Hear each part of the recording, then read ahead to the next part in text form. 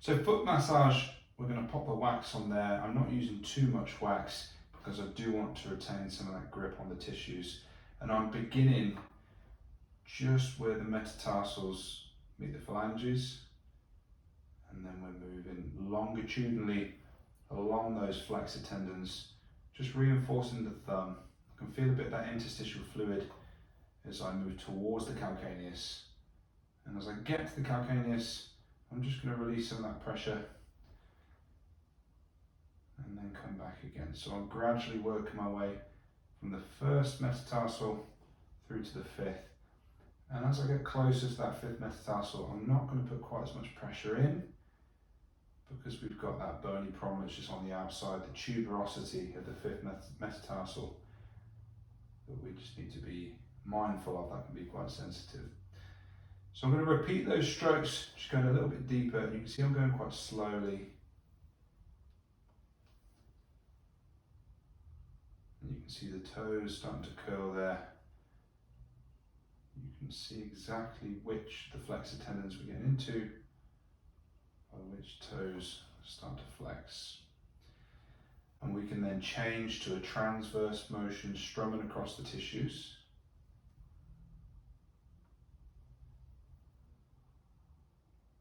Trying to keep the deep pressure into the muscle bellies so we can feel them pass under our thumb.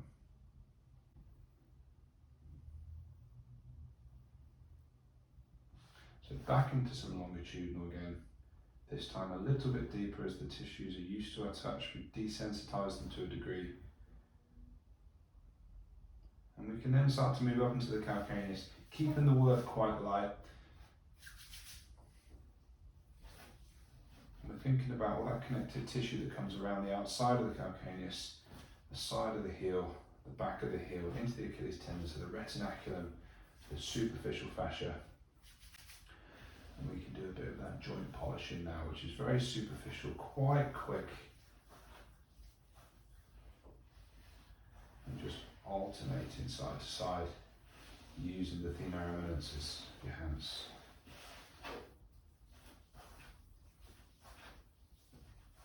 Into the side of the Achilles tendon, down beneath the malleoli, and then into the foot. We can also get round into the anterior foot, which we'll show you shortly. And we're just separating those metatarsals as we do. So before we move into a different position, we're going to finish off those strokes, coming all the way down and pulling through the toes just lightly as we come to the end of the stroke.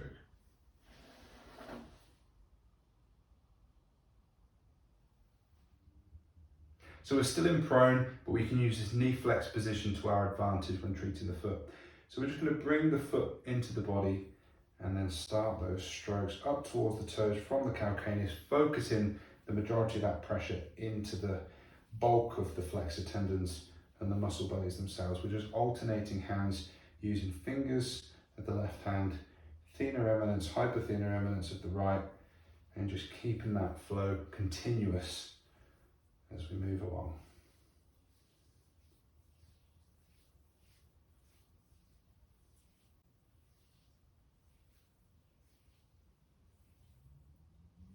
As we start to go deeper with those strokes, we're going to go slower. We can just start to curl the fingers around to focus on the individual flexor tendons themselves.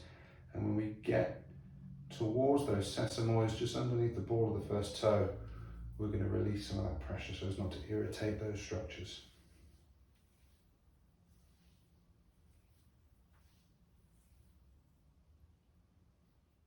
We can continue on with that joint polishing in this position as well.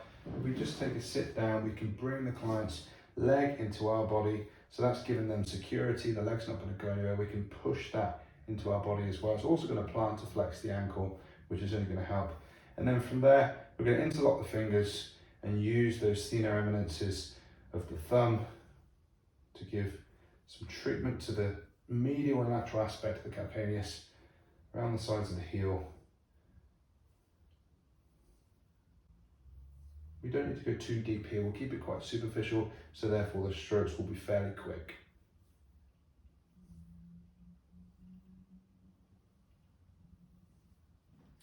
So we can mobilise the foot and ankle in this prone position as well. So what we're going to do is just loosely grip the foot on each side, and from there I'm just going to create a block with my fingers in between the first and second metatarsal, and then we're going to apply some inferior pressure, so pressure coming towards me through the fingers of this left hand, and then some superior or anterior force going through the right hand, and we're going to create that torsion between the joints. I'm trying to create that block with my left fingers and the movement through my right hand, and then we can move along. So now the fingers are round in between second and third metatarsal, and as I go between the third and the fourth, I've just swapped fingers. So now it's the fingers of my right hand, the hands have swapped roles, and we're just using those to get things moving inside the midfoot and the forefoot. So we can add a little bit of alternative motion there as well. Starting to bring in some traction now. So I'm gripping those metatarsals in a broad way, so with the length of my thumb, so as not to be too pokey. And we're just getting things moving between the metatarsals and the tarsals of the foot. And so from there, we can go on to give a bit of distraction to the joints. And if you've got massage wax or lotion on there, just use a towel. So that's what I'm going to do here. And what we're going to do is we're going to hold on to the little toe to begin with. And we want to make sure that our grip here is secure, that we're using the flat pads of thumb and index finger.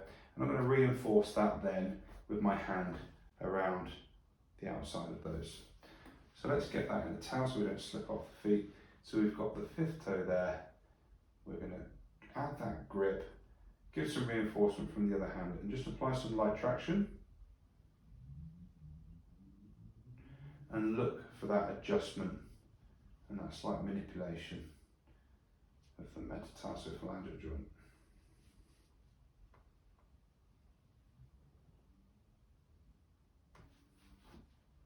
So how much is too much?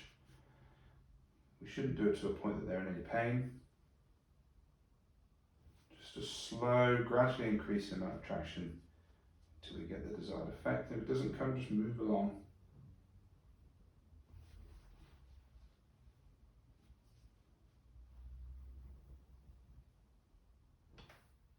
So we didn't get any adjustments there, but we'll try it on this left foot for the purpose of demonstration.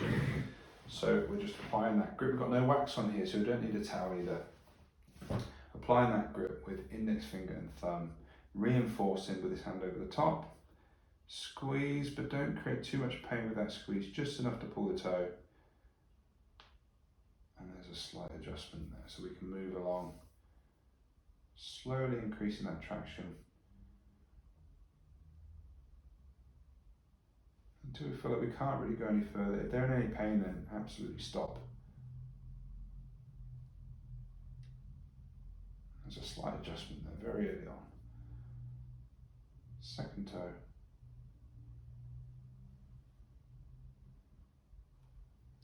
And big toe.